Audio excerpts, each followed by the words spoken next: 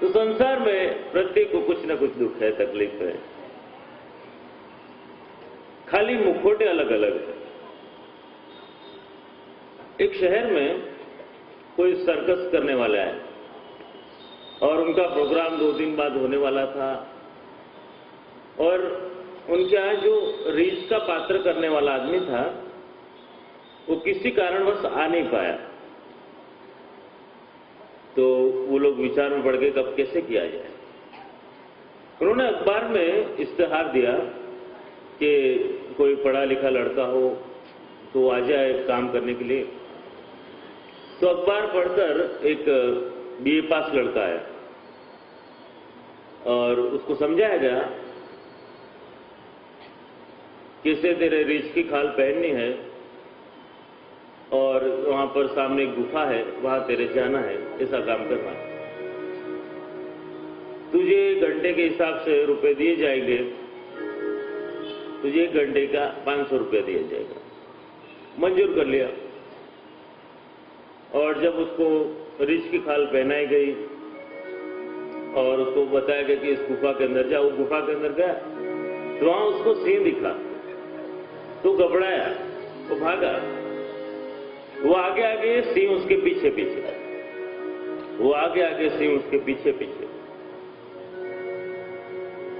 और घबरा करके उसने 500 रुपया फेंक दिए लड़के ने और कहने लगा कि मुझे तुम्हारी नौकरी नहीं करनी, मैं तो भाग रहा हूं।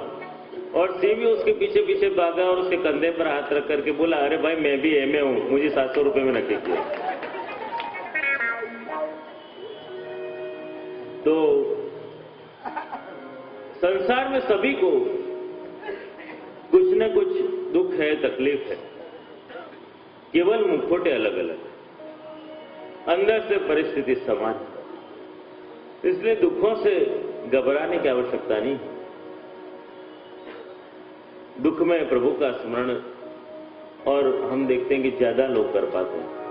कई बार देखा जाता है सुख आता है, आनंद आता है, लोग प्रभु को भूल जाते हैं, लेकिन दुख में और प्रभु की निकटता ज्यादा मिलती है, लोग और ज्यादा याद करते हैं प्रभु को। तो दुख में हमें एहसास प्रभु के नजदीकता का होता है। तो इसलिए एक बड़ी सुंदर पंक्ति है कि तुझे मौजों का डर है, तुझे मौजों का डर है और मुझे यकीन है कि मैं मौजों के सहारे साहिल तक पहुंचूंगा। देखो, संसार रूपी जो सरोवर है उसमें दुखों के मौजे आते रहते हैं, लेकिन जो डुबकी लगा के निकल जाता है ना, वही पार हो जाता है। माही पड़ा ते महासुख माणे, अरे देखण हारा दाजे। तो ये संसार का ऐसा समुंदर है कि जो गोते लगाकर निकल जाता है वही पार हो जाता है, और जो किनारे पर बैठा रहता है उसे कुछ आनंद नहीं आता है। तो संसार रूपी सरोवर में जो उपाधियों के जो मौजे आते हैं, तो कई लोग ऐसे घबराते हैं सेवा करते हुए कि जे हमारे सेवा करवी है पण पछी नीपसे के नहीं। अरे सेवा पधरा लो, अपने आप प्रभु की कृपा सब निपटी रहेगी। तो कहीं भी ये सोचने की आवश्यकता नहीं है कि फिर क्या होगा, कारण अपने तो कहा जाता है कि आज नो लाओ लीजिए काल कोने बीती। तो हमसे जितना भी भगवत कार्य बनता है उतना हमें करना है, और कहीं भी दुख में तकलीफों में घबराने की आवश्यकता नहीं। यहां पर देखा कुंती जी ने अपना इतना सुंदर भाव व्यक्त किया, और अंत में कुंती जी भगवान की बाल लीलाओं का स्मरण कर रही। भगवान की दामोदर लीला कुंती जी को याद आ रही कि प्रभु कैसे लीला करते, कि जिनके प्रभाव से पूरा संसार चलता है। ऐसे भगवान जब भयभीत हो गए थे, यशोदा जी ने जब लकड़ी दिखाई और भगवान के नेत्रों में भी भय नजर आ रहा था, और वो बाल लीला का स्मरण कर रही हैं कुंती कि भगवान कैसे कृपालु, कैसी दिव्य लीलाएं करते हैं। इससे प्रभु को मैं बारंबार नमस्कार करती हूँ। बहुत सुंदर स्तुति करी कुंती जी ने, और भगवान भी सोच रहे हैं कि बहुत समय हो गया है, बड़े दिन हो गए हैं, अब मुझे गुजरात जाना है, गुजरात की याद आ रही। और भगवान को कुछ याद आया। भगवान ने अपने सारथी से कहा, अरे दारुक, रथ मोड़, वापिस रथ मोड़ लिया। तो कुंती जी राजी हो गई, उनको लगा कि मैंने इतनी सुंदर स्तुति करी इसलिए भगवान वापिस पधारे। युधिष्ठिर को लगा मेरे लिए आए, अर्जुन को लगा मेरे लिए आए, लेकिन भगवान उनमें से किसी के लिए वापिस नहीं पधारे। भगवान को याद आ रहा है अपना परम भक्त पितामह भीष्म। भगवान उसे याद कर रहे हैं कि मेरा भक्त मुझे पुकार रहा है। कुरुक्षेत्र के मैदान में जब हजारों लाशें पड़ी हुई हैं, लेकिन पितामह भीष्म अभी भी वहां पर जीवित, बाण सैया पर, सारे अंगों पे तीर लगे हुए हैं, लेकिन अभी तक उन्होंने अपने प्राण नहीं त्यागे। वो भगवान श्री कृष्ण की प्रतीक्षा कर रहे हैं कि मेरे कृष्ण आएंगे, उनके दर्शन करूंगा, फिर ही मैं अपने प्राणों का त्याग करूंगा। उन्हें इच्छा मृत्यु का वरदान है। भगवान को याद आ रही है वो सारी बातें, और भगवान ने दारुक को आज्ञा करी कि अपना रथ कुरुक्षेत्र मैदान की ओर ले लो, और सारे पांडव भी पीछे पीछे आने लग गए। और भगवान को तब याद आ रहा है कि पितामह भीष्म वही है कि जो अष्टवसुओं थे।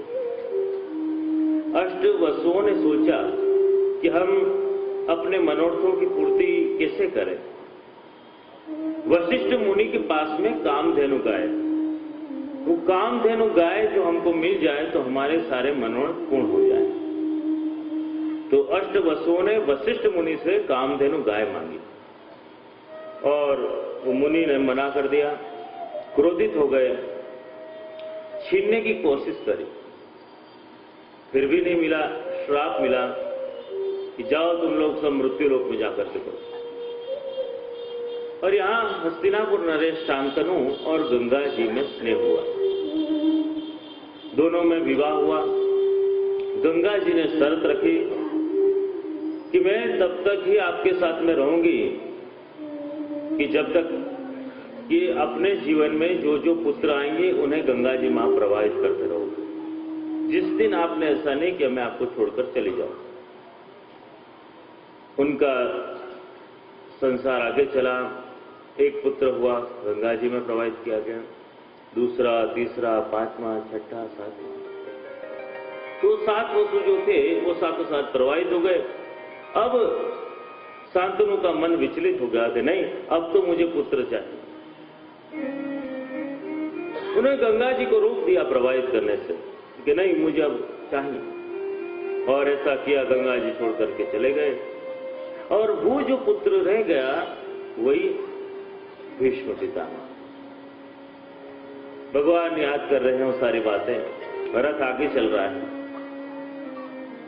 और भगवान जाते जाते याद कर रहे हैं कि मैंने पितामह को वचन दिया हुआ है कि तुम्हारे अंतिम पलों में मैं जरूर तुम्हें दर्शन देने के लिए आऊंगा। भगवान सब याद कर रहे हैं। और भगवान को याद आया कि महाभारत का जब युद्ध चल रहा था, कौरव सेना परास्त हो रही थी और पांडव सेना का जय हो रहा था, तब दुर्योधन नाराज हो गया और उसने पितामह से कहा कि ये क्या अन्याय हो रहा है, अभी तक एक भी पांडव का वध नहीं हुआ है और यहां हमारे भाई मारे जा रहे हैं। आप पक्षपाती हो पितामह, आप मुझे पांडवों का वध करके बताओ, तब मैं मानूंगा कि आप पक्षपाती नहीं हो। पितामह ने एक उपाय निकाला, कहा कि देख दुर्योधन, तू अपनी पत्नी को रात को मेरे कक्ष में भेजना, मैं उसे आशीर्वाद दे दूंगा अखंड सौभाग्यवती के, और वो आशीर्वाद लेकर के तू भी जीवित रहेगा। तो ये बात उसे पसंद आई।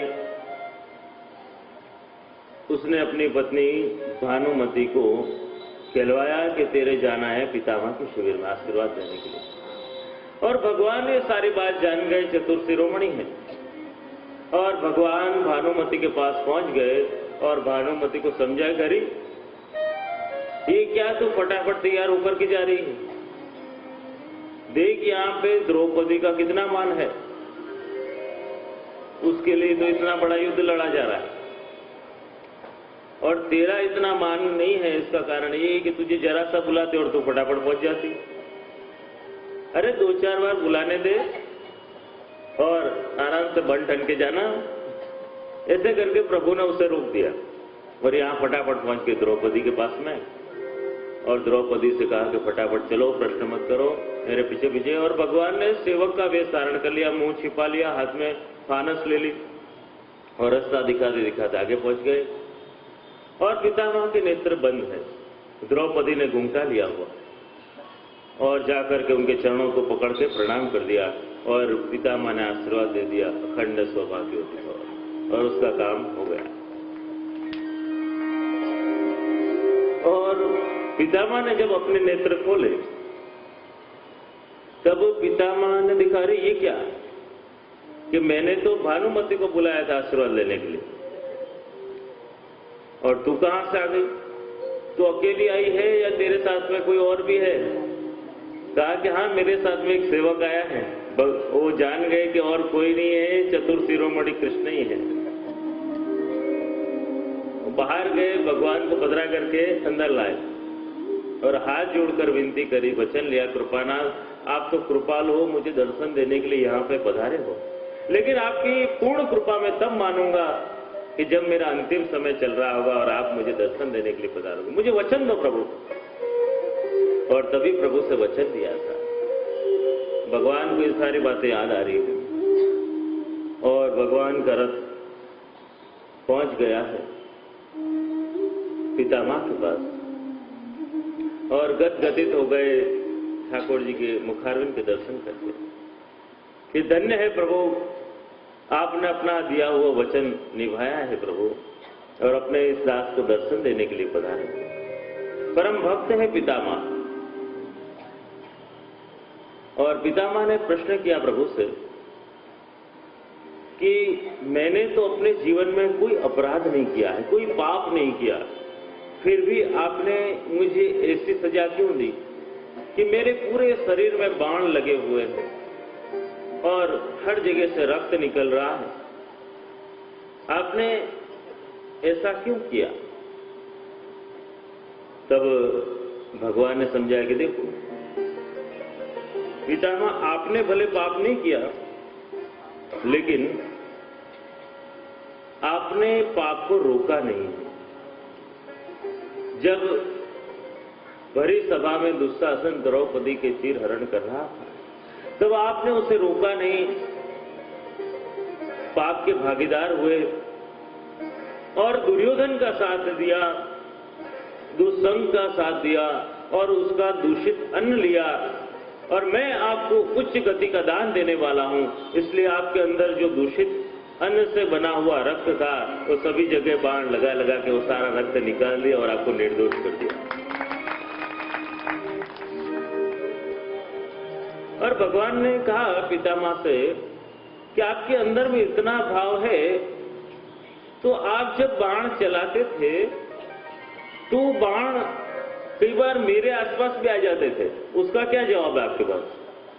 तो पितामह ने हंसते हंसते कहा, कृपानाथ, वो बाण चला करके मैं तो आपको दंडवत प्रणाम करता था। तो भगवान ने कहा कि तुम्हारे अंदर में इतना भाव है कि तुम बाण चला के दंडवत प्रणाम करते थे, तो तुम मेरे साथ में पांडवों के पक्ष में क्यों नहीं रहे और कौरव सेना में क्यों रहे? पितामह ने दोनों हाथ जोड़ करके बहुत सुंदर उत्तर दिया कि कृपानाथ, मैं अगर पांडवों के पक्ष में रहता ना, तो मुझे मुड़ मुड़ के आपके दर्शन करने पड़ते, और मैं कौरव सेना में था ना, सीधे सीधे आपके दिव्य दर्शनों का रोज लाभ मिलता है। और भगवान भी हंसने लग गए कि इसका भाव भी परिपक्व है। पूछा पितामह से, अब बताओ तुम्हारी अंतिम इच्छा क्या है? तुम मुझसे क्या अपेक्षा रखते हो? तुम्हारी कामना क्या है, प्रार्थना क्या है, ये मुझे बताओ। और पितामह ने बड़ी सुंदर भावना व्यक्त करी कि कृपानाथ, मेरे अब विवाह करने का मन है। और भगवान को हंसी आ गई कि पूरी जिंदगी आप ब्रह्मचारी रहे और बाणशैया पर लेटे हुए हो, और अब आपको विवाह सूझ रहा है। और उन्होंने स्तुति, बड़ी सुंदर दिव्य स्तुति करते हुए कहा, इति मति रूप कल्पिता वितृष्णा, इति मति रूप कल्पिता वितृष्णा, भगवती सात्वत पुंगवै विपुंनि, भगवती सात्वत पुंगवै विपुंनि। श्री कृष्ण गोविंद हरे मुरारे, हे नाथ नारायण वासुदेव। श्री कृष्ण गोविंद हरे मुरारे, हे नाथ नारायण वासुदेव। स्वसुखमुपगत क्वचिद् विहर्तुं, स्वसुखमुपगत क्वचिद् विहर्तुं, प्रकृतेमुपयुषि यद्भव प्रवाह, प्रकृतेमुपयुषि यद्भव प्रवाह। इति मतिरूप कल्पिता वितृष्णा, इति मतिरूप कल्पिता वितृष्णा, भगवती सात्वत पुंगवै विपुंनि। स्वसुखमुपगत क्वचिद् विहर्तुं, स्वसुखमुपगत क्वचिद् विहर्तुं, प्रकृतिमुपयुषि यद्भव प्रवाह, प्रकृतिमुपयुषि यद्भव प्रवाह। बहुत सुंदर भाव व्यक्त किया।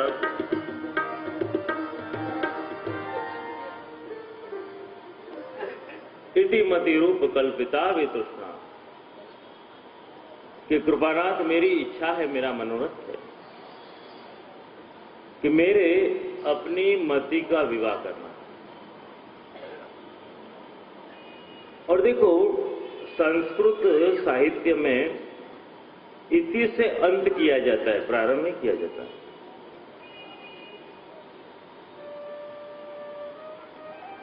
संस्कृत साहित्य की ये परिभाषा रही है कि जब हम पूर्णाहुति करते हैं तब इति लगाया जाता है। लेकिन पितामह ने जो प्रारंभ किया वो इति से प्रारंभ किया। इति मति रूप कल्पिता वितृष्णा, भगवत शाश्वत पुंगवै विपुंनि। वो इसलिए कि कृपानाथ, जो मेरी मति है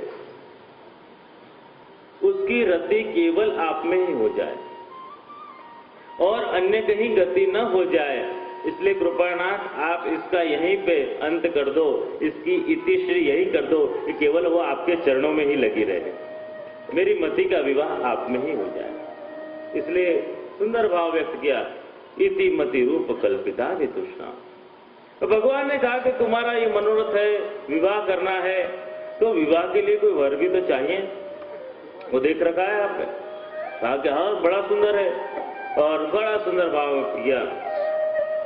त्रिभुवन कमनम तमाल वर्णम, त्रिभुवन कमनम तमाल वर्णम, रविकर गौरवराम्बरम दधाने, रविकर गौरवराम्बरम दधाने, वपुरलक वृताननाब्जम, वपुरलक वृताननाब्जम, विजय सखे रतिरस्तुम अनवधा, विजय सखे रतिरस्तुम अनवधा, त्रिभुवन कमनम तमाल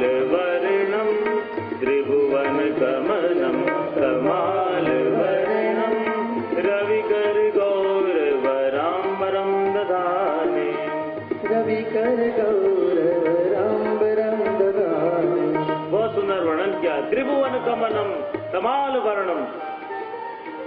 ये पूरे त्रिभुवन में अगर कोई सुंदर है कृपानाथ, वो केवल आप।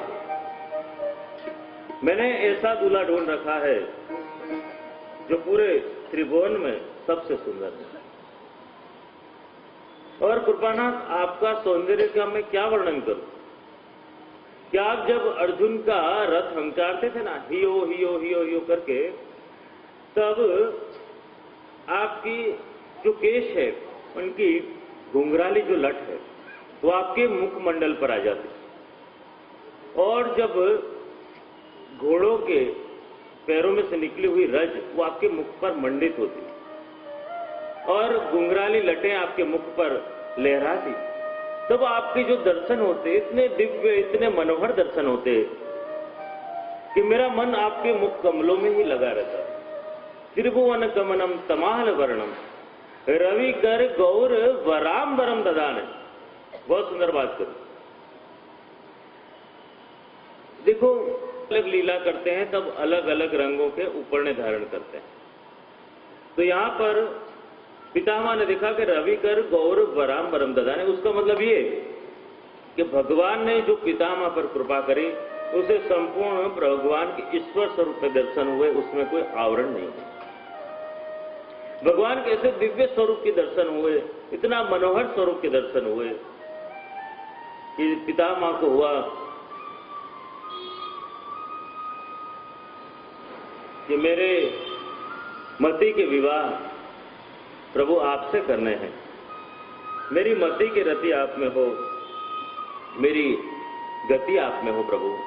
और आप कितने परम कृपालु हो। आपने ऐसी कृपा करी मुझ पर कि आपने स्वयं मेरी प्रतिज्ञा की रक्षा करने के लिए स्वयं अपनी प्रतिज्ञा को छोड़ दिया। जब महाभारत का युद्ध शुरू हुआ तब दो लोगों ने प्रतिज्ञा ली। एक प्रतिज्ञा ली भगवान ने कि मैं इस युद्ध में अस्त्र शस्त्र नहीं धारण करूंगा। दूसरी प्रतिज्ञा ली पितामह भीष्म ने कि मैं आपके हाथ में अस्त्र शस्त्र लेवा के मानूंगा। सामने सामने दोनों ने प्रतिज्ञा ली और पितामह को याद आ रहा है कि आपकी ऐसे दिव्य मुख कमल के दर्शन और आपकी कृपा का मैं अनुभव कर रहा हूं। स्वनिगम पहाय मात्रतिज्ञा, स्वनिगम पहाय मात्रतिज्ञा। ऐसा सुंदर आपने कृपा बरसाई कि आपने मेरी प्रतिज्ञा की लाज रखने के लिए स्वयं अपनी प्रतिज्ञा को भी तोड़ दिया। और जब पितामह ने भगवान को अस्त्र शस्त्र उठवाने के लिए भगवान के आसपास बाण छोड़े, फिर भी भगवान ने कोई प्रतिसाद नहीं दिया। अर्जुन के ऊपर बाणों की वर्षा करी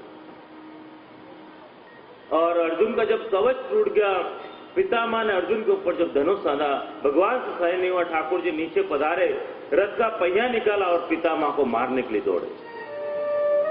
धरती कांपने लग गई, घबराने लग गई और भगवान का उपरना नीचे गिरा। इसके अनेक कारण अनेक आचार्यों ने समझाए कि भगवान पितामह को मारने के लिए दौड़े, लेकिन पितामह को मारा क्यों नहीं? एक आचार्य कहते हैं कि भगवान ने उस समय काल का स्वरूप धारण कर लिया था और काल अपने वस्त्र बिना ग्रास नहीं लेता इसलिए। और एक बताते हैं कि इसलिए उपरना बड़ा हो गया ताकि धरती माता को चिंता हुई कि भगवान ने अपना वचन भंग कर दिया तो कहीं मुझे दिया वो वचन भंग नहीं कर दिया। इसलिए धरती माता को आश्वासन दिया उपरना गिरा करके, मैं तुम्हें दिया वो वचन जरूर पूर्ण करूंगा। और श्री महाप्रभु जी सुबोधनी जी में समझाते हैं कि भगवान ने पितामह को क्यों नहीं मारा। इसलिए नहीं मारा कि पितामह को उच्च गति का दान देना है। भगवान ने जब रथ का पहिया अपने दोनों हाथों में उठा लिया और पितामह को मारने के लिए दौड़े, तब पितामह के मन में एक सूक्ष्म अभिमान आ गया था कि देखो मैंने भगवान की प्रतिज्ञा तुड़वा दी और मेरी जीत हुई और भगवान की हार। ये सूक्ष्म अभिमान पैदा हुआ और उस समय जो पितामह का वध हो जाता तो उनकी दुर्गति होती। इसलिए श्री महाप्रभु समझाते हैं कि इस सूक्ष्म अभिमान के कारण भगवान ने पितामह को नहीं मारा। तो सुंदर समझाया कि प्रभु ऐसे कृपालु हैं कि भक्त की रक्षा करते हैं और अपनी प्रतिज्ञा भी तोड़ देते हैं। और यहां पर पितामह भीष्म ने प्रभु के दर्शन किए और उनकी ऐसी भावना इतनी दिव्य बढ़ी दर्शन के बाद कि वो प्रभु की रासलीला के दर्शन करने लगे। बाण सैया में कुरुक्षेत्र का मैदान है और ऐसी अवस्था में भी पितामह भीष्म का मन भगवान की दिव्य रासलीला में गया। ललित गति विलास बलगुहास, भगवान की दिव्य लीला। और प्रभु ने आशीर्वाद दिए और उनकी दिव्य गति हुई और पितामह ने अपने प्राणों का त्याग किया। और अब भगवान को अपने गुजरात की याद आ रही है और गुजरात वाले भी भगवान की प्रतीक्षा कर रहे हैं कि भगवान गुजरात जल्दी पधारे। पूरी द्वारिका को सजाया गया है, मंगल बधाइयां चल रही हैं, अत्तर के फुहारे किए गए, तोरण बंदरबार लगाए गए, शहनाई वादन हो रहा है कि मेरे वाले पधारेंगे, मेरे नाथ पधारेंगे और हम प्रभु का स्वागत करेंगे। और ये घड़ी इतनी दिव्य बन जाएगी कि हम प्रभु को पा लेंगे। तो प्रभु का इंतजार पूरा गुजरात कर रहा है और भगवान ने अपने सारथी को आज्ञा करी कि चलो गुजरात चलो। और भगवान का रथ द्वारिका में पहुंचा है और द्वारिका नगरी में भगवान का इतना स्वागत हो रहा है। धन्य आजनी घड़ी से रड़ियामणी, धन्य आजनी घड़ी से रड़ियामणी, हरे धन्य आजनी घड़ी से रड़ियामणी, हरे धन्य आजनी घड़ी से रड़ियामणी, हरे धन्य आजनी घड़ी से रड़ियामणी, हरे मानवाला जी पधरानी बधामणी हो जिरे, बधामणी हो जिरे, आजनी घड़ी से रड़ियामणी, हरे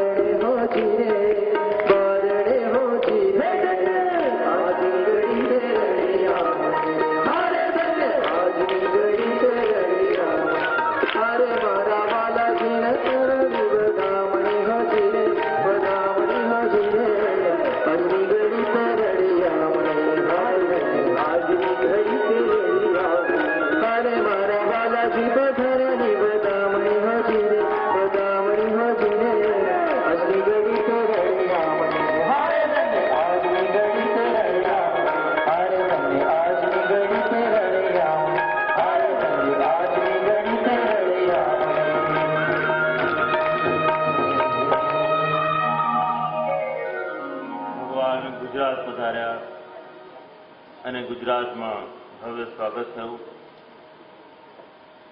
आखी द्वारिका नगरी में आनंद आनंद थयो।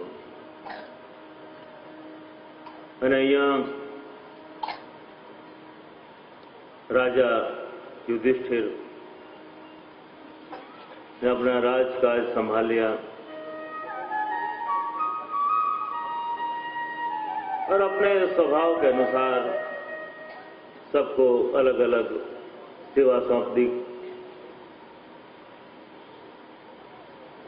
धृतराष्ट्र राजा अभी भी उसी महल में है। युद्ध हार चुके हैं, फिर भी उसी महल में। भीम को भोजन में रुचि थी, इसलिए उसको वो विभाग सौंपा गया था कि धृतराष्ट्र राजा के भोजन प्रबंध में तुम्हारी जिम्मेदारी। और धृतराष्ट्र राजा को भोजन लिवाता और कहता कि बराबर प्रेम से लेना, हम लोगों ने इसमें विष नहीं मिलाया है, क्योंकि भीम के भोजन में विष मिलाया था उन लोगों, इसलिए सुना था। और धृतराष्ट्र राजा के मन में भी लज्जा थी और विदुर जी ने समझाया कि देखो राजन, मैंने पहले ही समझाया था कि दुर्योधन जो है दुष्बुद्धि है, उसका साथ मत दो।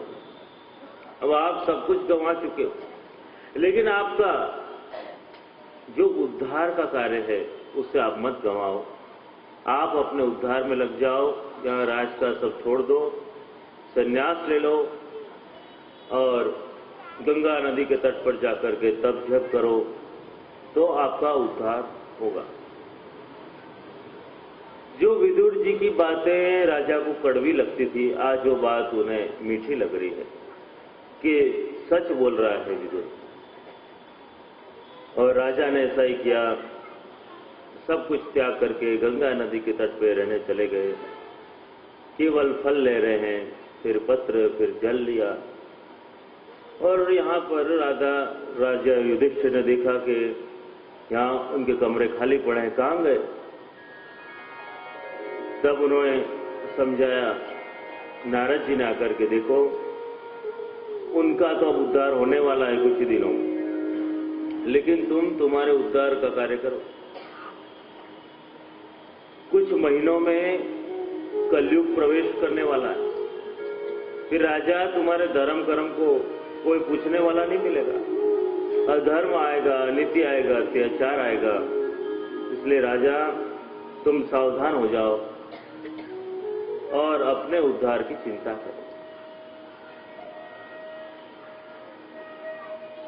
एक दिन युधिष्ठिर महल के झरोखे में बैठे थे। देखा कोई खराब हालत में, दुखी हालत में आ रहा है दूर से। राजा नीचे उतर के पास के देखा, अरे ये तो अर्जुन है। और युधिष्ठिर को बहुत आश्चर्य हुआ कि अर्जुन, तेरी ऐसी हालत किसने करी? किसने तुझे लूट लिया? क्या तुमसे कोई ऐसा कार्य हो गया है जिसके कारण तुम्हारी ऐसी हालत हुई? अर्जुन से कुछ बोला नहीं जा रहा है, आंखों में से आंसू बह रहे हैं। युधिष्ठिर ने कई प्रश्न करे और अर्जुन जब आ रहा था, द्वारका गया हुआ था, द्वारका से वापस आ रहा था, तब कई साधारण भील लोगों ने भी अर्जुन को लूट लिया कि जो इतना शौर्यवान पराक्रमी था कि जिसने महाभारत का युद्ध जीत लिया, उसे साधारण भीलों ने भी लूट लिया, ऐसा कमजोर बन गया। युधिष्ठिर ने फिर पूछा कि क्या हमारे द्वारकाधीश तो आनंद में है ना? और अर्जुन फूट फूट के रोने लग गया और कहा उसने कि हमारे द्वारकाधीश अब स्वधाम पधार गए, रोने लग गया। और युधिष्ठिर दुखी होकर के रोने लग गया। और कुंती जी ने तो इतना सुना और वहीं उनके प्राण चले गए।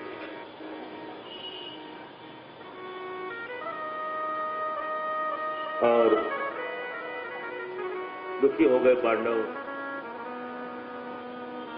युधिष्ठिर राजा नगरचर्या करने के लिए रोज पधारते, देखते कि मेरे राज्य में सब सुखी हैं, वेश बदल करके घूमने जाते। एक दिन जब नगरचर्या करने के लिए गए, देखा एक लुहार कुछ यंत्र बना रहा था और लुहार से जाकर के पूछा कि तुम ये क्या बना रहे हो? तब लुहार ने कहा ये यंत्र का नाम ताला है, मैं ताला बना रहा हूं। उस समय पहला ताला देखा युधिष्ठिर ने। ताले का मतलब अविश्वास और असुरक्षा का प्रतीक है कि मनुष्य को जब अविश्वास होता है और असुरक्षा महसूस करता है तब वो वहां पर ताला लगाता है। और राजा युधिष्ठिर को बड़ा दुख हुआ कि क्या मेरे राज्य में लोगों को में इतनी असुरक्षा हो गई, अविश्वास पैदा हो गया अपने राजा के प्रति, ये क्या वातावरण हो गया। राजा दुखी हो गया और तब उसे याद आया नारद जी के वचन के, वास्तव में कलयुग का प्रारंभ होने वाला है। और आज तो देखें हम कि लोग घर के बाहर ताला मारते हैं, घर के अंदर ताला मारते हैं, कमरों में भी ताला मारते हैं, कमरों के अंदर अलमारी में भी ताला मारते हैं, उसके अंदर छोटे छोटे खानों में भी अलग से ताला मारते हैं। तो राजा दुखी हो गया कि मेरे राज्य में सब लोग असुरक्षित हैं। वास्तव में अब कलयुग आने वाला है, इसलिए सावधान हो गए और उन्होंने ये निर्णय लिया कि परीक्षित अब बड़ा हो गया है, परीक्षित को राजगादी पर बैठा दिया जाए। राजगादी का उसे तिलक कर दिया और 500 पांडव ने संन्यास का निर्णय कर लिया। द्रौपदी भी साथ में चले हिमालय की ओर। और हिमालय में जब चलते गए कई दिन हो गए तो सबसे पहला देह गिरा द्रौपदी का। द्रौपदी को अपने केश का अभिमान था, उसका पहला मृत्यु हुआ। उसके बाद में सहदेव की मृत्यु हुई, उसे सुंदरता का अभिमान था। आगे चलते गए नकुल की मृत्यु हुई, उसे ज्ञान का अभिमान था।